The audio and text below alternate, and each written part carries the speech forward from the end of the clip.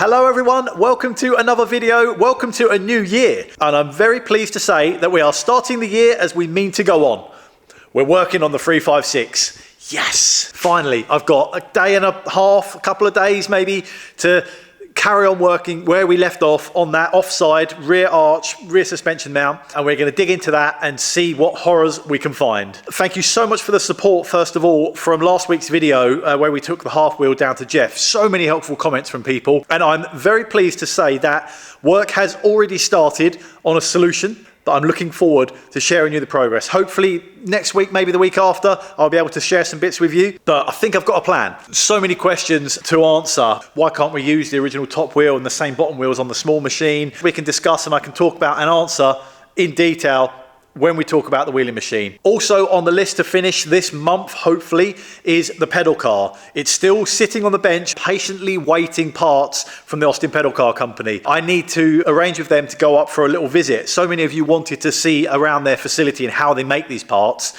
So I'm trying to tie in my time, Camera Dan's time, their time, to pin down a day so we can go up to their facility, have a look at how these parts are all made, have a good old nose around their workshop, get the parts we need to get the pedal car finished, because that is on the list of things to complete this month. But now it's the Porsche's turn. So this is the offside, the right hand side inner rear arch. We've tackled the engine bay, which is all buttoned up now and all looking good. That is the bracket for the rear bumper. We're all looking good.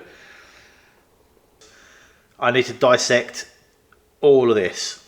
Appreciate this doesn't look that bad, but the closer you look, the more you can start to see signs that all is not well. And as usual with the construction of this car, everything is made in layers, stacked up layers of thin steel. This bracket on the right is for the bump stop, which there'll be basically like a rubber sort of bung that goes in there that's like the suspension stop. Just in case you overload, when you overload the car, go over a big bump, the suspension bottoms out on that bracket. That's why it's got a little support at the top. It's a structural part. It needs to be solid, and you can see there's just signs there of it being rusty, and there's another hole at the top, and I would put money on behind there being so thin I could put a screwdriver through it. I'm fully expecting that to happen. That means I'm going to have to take off the bump stop mount, that top bracket, then see what's behind it. I've already got a new one. Big thank you again to Trevor's Hammerworks for making such beautiful panels. Now I've got that new piece, I can freely chop up the old one, because I know I will mark where it goes, so I've got a reference of where it should fit, but I don't need to try and save that original thin, crumbly one. We've got a nice new solid one. What's behind it is my biggest fear, because if that's rusty as well, we're chopping into the main chassis leg of the actual car, and that is very structural and very important that that goes back in exactly the right spot. Suspension components are definitely not the areas to be scraping and trying to keep any thin pieces of original metal. I'm glad I've got a brand new piece that we can put in, but we're not quite there yet. The next thing to tackle is this rear suspension mount. That's where the shock absorber bolts onto, and that actually goes through the chassis leg and onto the inside of the car, and welds on the inside, welds on the outside. It's a big load-bearing structural part of this is holding the suspension on the car, so it's very, very important that we get this right. The chassis leg is this piece. That's over the top of that. This panel is on top of that, and it's spot welded along and folded under. So I need to chop this top piece out, peel that back, remove that to gain access to that, to then remove that, because again, look, all is not well. Yes, it would be very easy to just fill up these few small holes, but that is not the plan with this car. I do not want to be doing this again in a few years. So the best way to deal with that is to remove it all, get right back there to the bare inner chassis and deal with it. The absolute best thing I can do is to dissect all of these pieces, and the benefit of that is I'll be able to get into the chassis leg because it's a closed box section. So once I can get in there, I can put some rust treatment in there, neutralize all the rust, clean it all up, blow it all out, dry it all off, spray some primer in there and deal with it all for good, and then start building it back. But the first thing to do is start chopping out some of these pieces so we can see what we're really working with.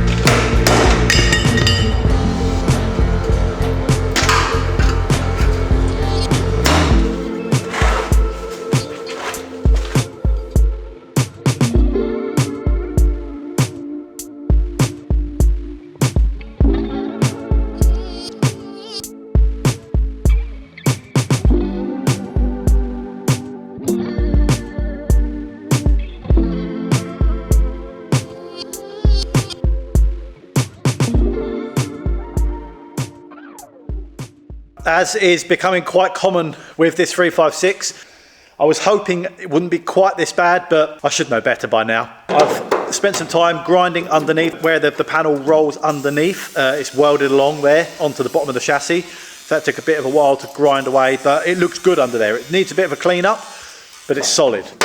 I'm just going to cut the worst of the rot out from the side of the chassis leg. That will help us see inside the chassis leg. Mean we can treat and deal with everything in there. Then we can start looking at the suspension mount.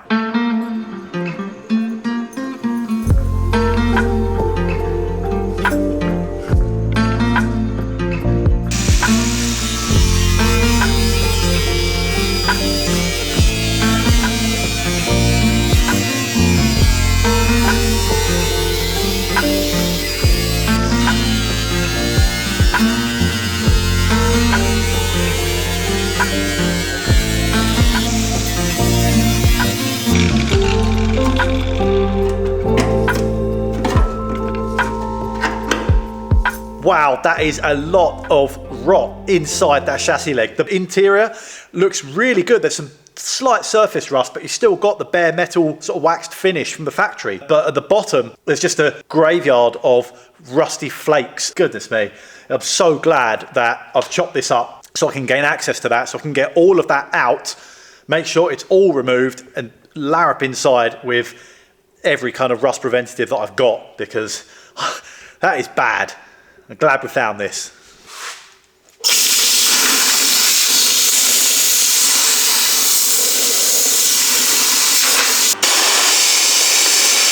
Now I've blown out all of the dirt and dust from the inside. I'm now working on this front little return, this little flange at the front. I've left about 20 mil sticking up there because that's actually 2 layers. There's the bottom piece of the chassis leg that comes up and around, and then the face that we're going to be replacing spot welds to it. So I'm now just cutting down either side and then grinding away that front face to leave the little return, the little flange at the bottom in place. Hopefully that will clean up okay, so then I can attach my new piece to that flange. To get this panel out the way, I need to get this one out the way first. So, which does mean unpicking all of this under here. This is all horrible. And it will eventually weld to this one, and this piece will be hammered under the same. So I think I'm gonna go up here, maybe. I find it's always a really good idea to draw a line on where you're gonna cut. Even though it's a straightforward cut and you know, oh, I know where I'm gonna chop it around there somewhere. It's always a really good idea. Draw the line, then I'll double check to make sure there's nothing behind the panel. Could be a wiring loom. In this case, there is a bulkhead behind there that I need to not cut, and then come back and I know exactly where my line is, keep it nice and straight and as sensible shape as possible to minimize the amount of welding later and complexity of making the new panel. I'm trying to keep it as small as possible to keep the original metal, because this bit of metal is actually okay, but at the same time, it's dented, it's rotten, it's rusty. I may as well just chop a chunk out that gives me a sensible sort of section to be able to planish and get smooth again. It might end up getting longer depending on what I find underneath this seam, but who knows?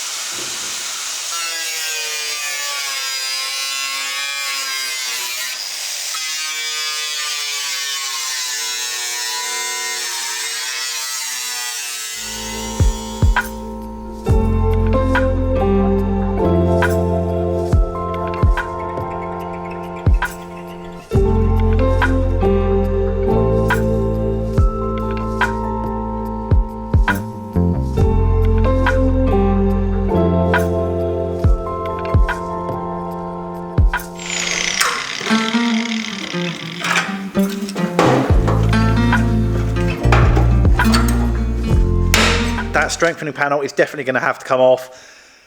The chassis rail behind it is looking like the screwdriver's going through it in a few places. It's complicated there because the firewall for the engine bay meets the inner chassis rail when there's a strengthener panel inside. There's a lot going on in there, and it's not all rusty. Some bits are okay, but I need to keep digging. This is hard because it's like I really thought that by now I would be putting new pieces in, and I've still got a lot more to chop out. I'm calling it for today.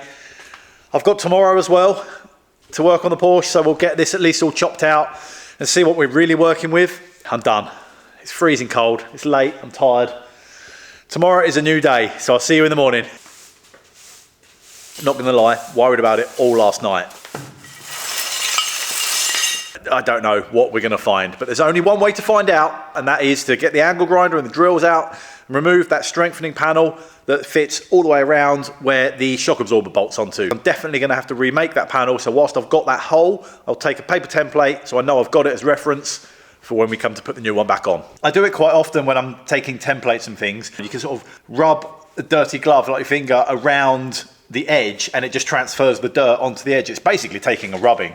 Now I've got my paper template and the shock absorber mount is staying where it is, so that's my reference point. I can chop all this out.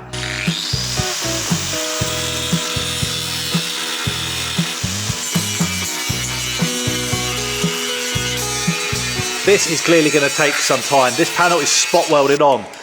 So I'm basically, instead of drilling them out, I'm using the angle grinder to just remove the material where the spot weld is and make it so thin that I can just peel it off with my pliers or some grips.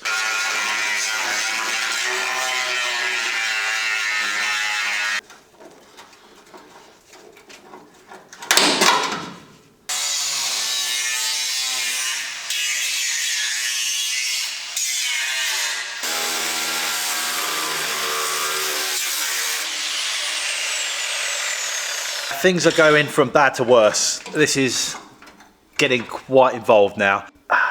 This is scary. I need to remove a big chunk of this whole chassis leg because everything behind it needs something. This is going right back into the cabin, right back into the engine bay. You can see the whole structure. You will be able to see the whole structure once I get this outer skin removed. And it is a fairly complicated bit to remake. Just because it flaps under and over various different panels. It's hard to explain, but I'm going to chop it out, get it out of the way,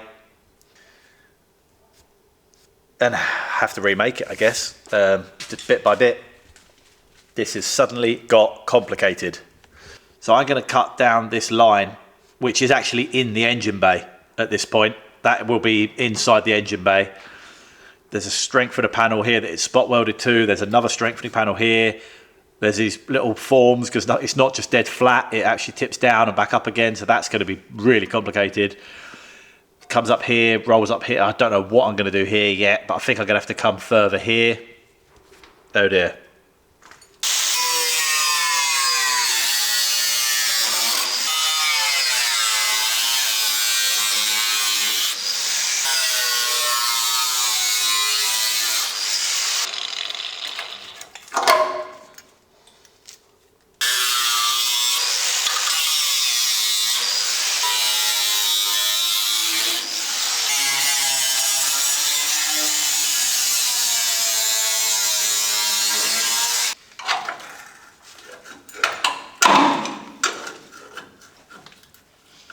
The day has run away with me again. I had a little bit of a crisis. The hot water heater for the workshop died. It actually died a few days ago, and it was just becoming unbearable not having any hot water.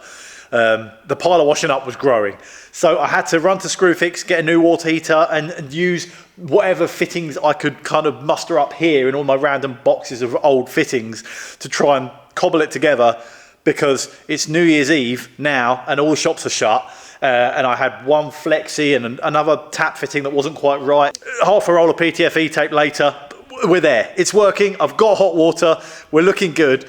But that does mean that I haven't progressed massively on the Porsche. Just before I finish for the day, I think I'm gonna try and deal with inside this aperture. Now I've cut the big sort of rotten areas away on the front, I'm going to try and tackle the inside. Obviously, any of the box section that I can't get to now, I will be putting some rust converter and any kind of treatment that I can, larraping it all in there further down the box section. There's little returns that I need to eventually spot weld and weld to. They need to be clean. So I think my best plan is to sandblast it. I have got a little handheld thing that's a bit rubbish, but it works quite well enough for this, for a bit of surface rust. I'm going to spend the last half an hour of the day getting covered in horrible blasting media. Call it a day, and then I'll see you in the morning when hopefully we will have a nice clean inner chassis. Fingers crossed.